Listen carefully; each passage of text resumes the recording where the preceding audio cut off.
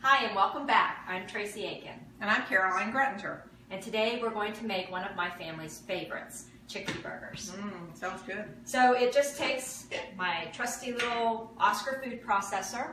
I put in a can of chickpeas. I prefer canned just because I have never been organized enough to make them from scratch. Well, they're very convenient. But I do try to always make sure that I get BPA-free cans. And Eden was one of the first companies to make cans that do not spray that carcinogenic lining inside their cans. And I also look for the salt-free because you can always salt at the dinner table. All right. So let me just pulse these.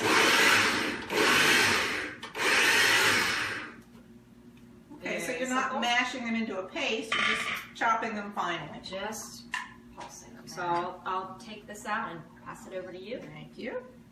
I'll do the mixing for us today, huh? They smell so good already. Aren't chickpeas one of your favorites? Oh, they are. My husband and I love chickpeas. We also have canned chickpeas on hand. They're really convenient. When you're running out of time or you haven't planned ahead to cook them from the dry state, it's just really easy to pull them off the pantry shelf. But we do cook them from dry a lot too. Just a bag of chickpeas, rinse them off, throw them in a slow cooker, cover them with about 2 inches of water, and in about 5 or 6 hours on high, not only are they going to taste delicious, but the whole kitchen is going to smell so good. And I can't imagine what chickpeas cooking smells like. Oh, I'm gonna have to come over to your house. Yes, we will have to do that. It's fantastic.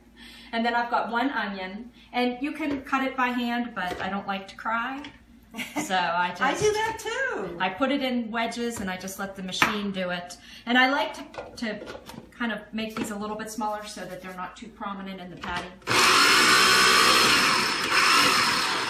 Do you have a preference for a type of onion that you like? I see you're using white. I go for the sweet onions. Okay. I'm going to take the big piece out so that it's not overpowering the burger. But the only reason I do that is I think that I cry less. They seem to be less strong, less pungent. So that's good. I know there are a lot of folks out there that cry when they slice onions.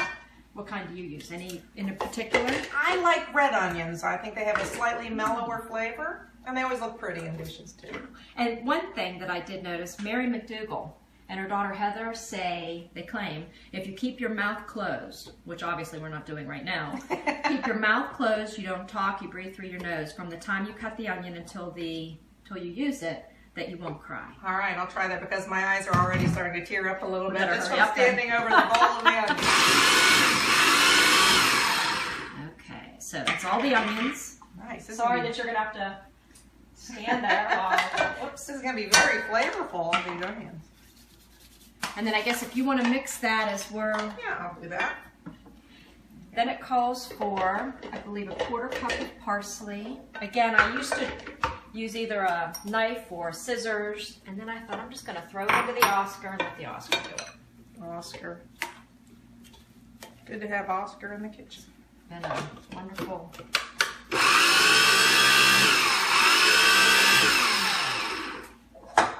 The eyes are starting to water. Mine too. Yours are probably worse because you're closer. Okay, so Oscar's job is done. All right. These are really easy to make on a weeknight because all of the time-consuming cutting and chopping and mincing is all done by Oscar, and then it's just adding some spices, mixing it. Parsley smells so good. I love parsley. Do you grow any at home? No, but I'd like to. Yeah, it's a On my very list. easy plant to grow, at least in our area, in the Mid-Atlantic region. And if you'd like, I could put these in as your start. Please. So what do we have here? We We have cumin. Okay. Would this be the coriander? That would be the coriander. Boy, does that smell good. Fragrant. Pepper. Pepper. Cayenne pepper. A little spiciness to it. So what do we have here? 2 tablespoons of tahini. And tahini is just ground sesame seeds. It has a consistency of a thin peanut butter. It doesn't taste like peanut butter. Oh, the flavor is just incredible. Wonderful, isn't it? So the lemon juice, and then you're saying the baking. A little lemon juice. It's great to have somebody that knows why we're putting in the ingredients. And the baking powder. And I always go for the aluminum-free baking powder. Oh, me too, me too. Aluminum-free is the way to go. We don't want any excess metals accumulating in our brain and adding to an Alzheimer's risk. All right. Last ingredient. And then we put in these as a binder to help the patties stay together. Now these are just rolled oats. They're not instant oats. Instant oats are a little less nutritionally dense than regular rolled oats, so we're going to use these. And I have to admit, I've altered the original recipe that I used to use. It would call for breadcrumbs. And in an interest to try and make this a more whole food recipe, Caroline suggested using the rolled oats.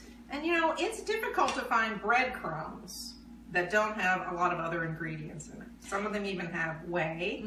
There's certainly usually oil of some sort in there. You can find panko breadcrumbs, which is a very particular style of baking bread that makes them really crispy and crunchy. And those you can find. I believe the Emerald brand does have salt, but it doesn't have a lot of other strange ingredients. And I found Progresso, but it has, I believe, added oil and sugar. Okay. So we're just tweaking it a little bit. Should I go ahead and add it? Please, yeah. I end up using the whole cup anyway, even though the recipe says just add until they hold together. Okay. So we'll smush it together and see. Thank you so much for doing the hard work. Oh, mixing it all. So it seems to be holding together, but what we should probably do is let it sit here for a couple of minutes. Okay. Oh, and that's what you did tell me. If we're going to use the oatmeal instead of the breadcrumbs, to just let it sit for a little bit so that it can absorb the liquid. Right. Okay. Do you want me just to leave this off? I think we're good. Okay. All right, so now we're ready for the fun part. If you like to get your hands like in action. So this is usually what I'll do. This recipe is supposed to make about 8 burgers. Okay. Sometimes it'll make 7 if I make them a little bit thicker. So. Okay.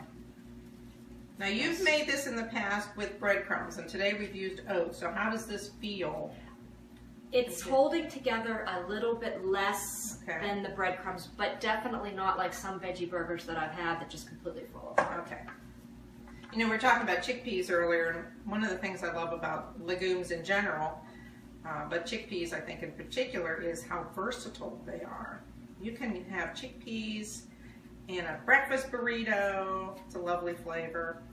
And we make a mock egg salad and a mock tuna salad out of chickpeas for sandwiches. They go beautifully in casseroles and soups and stews. I really enjoy chickpeas a lot.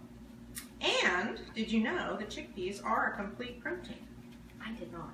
I just looked that up yesterday. I know that quinoa is a complete protein, but I had not heard about chickpeas, which is good. Honestly, I don't concern myself with protein on this diet because we've been doing it for so long. We know we get tons of protein. But I know there are folks out there who are just starting out and are wondering, well, where do I get my protein?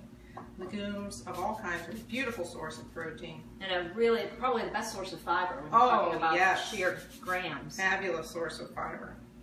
And if you are ever concerned, if you even just track your protein for the day, I've done it just as an experiment to kind of put people's concerns to rest.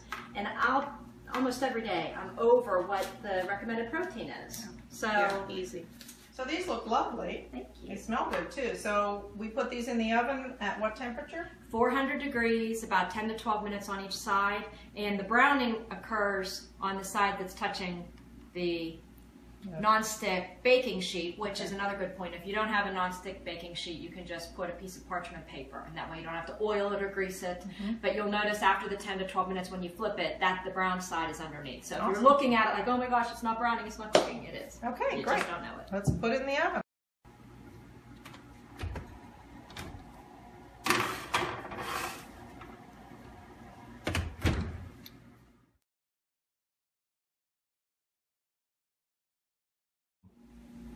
They look beautiful, Tracy. Thank you, and they smell delicious. Although I do notice that they are not holding together quite as well as the last time I tried it, substituting the breadcrumbs with the oats, what I had done before is I had taken the oatmeal and I had ground it in my food processor until it was a breadcrumb-like consistency. Okay. So I don't know, I think if we tried it like that, they might hold together better. Okay.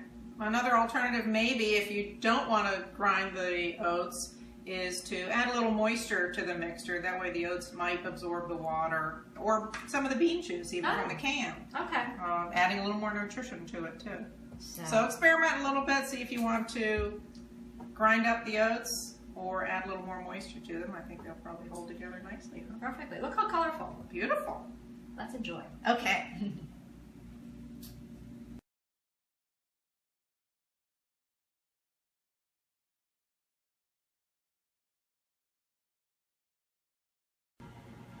So these are just our sweet potatoes, rinsed, sliced into little wedges. You can see that on our baking sheet. It happens to be a non-stick baking sheet. If you don't have a non-stick baking sheet, put down a sheet of parchment paper and it'll come out really nicely. They won't stick to the pan. So we just pop it in the oven, preheated to 375,